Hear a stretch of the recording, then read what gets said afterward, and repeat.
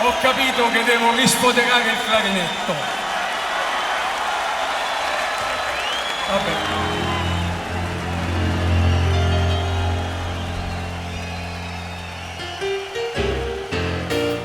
Metti che ti presenti a una ragazza e dici: suono bene il clarinetto. Metti che lei capisce tutta un'altra cosa, ti fa subito l'occhietto. Metti che sei un artista puro, questa cosa non fa certo un bel effetto. Il clarinetto, quello che fa.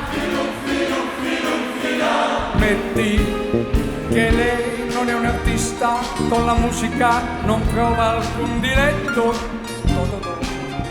Il clarinetto si butta un po' giù, non c'è emozione né soddisfazione a suonare da soli il clarinetto. È uno strumento un po' particolare che ha bisogno di accompagnamento. Ma dove sta una chitarrina per suonare insieme con il clarinetto?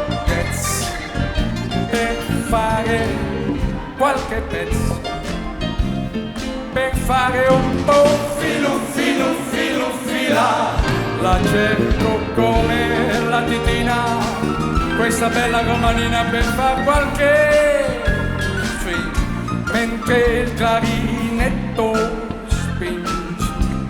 così nasce un bel blues.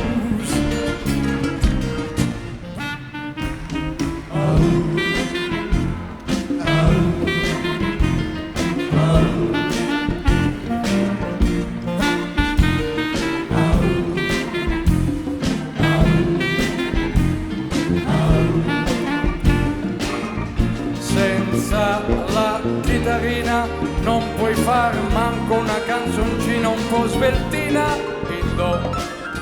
E allora come fo per fare un po' fila, la cerco come la titina, questa bella chitarrina, per far qualche swing, mentre il clarinetto spinge, così nasce un bel blues.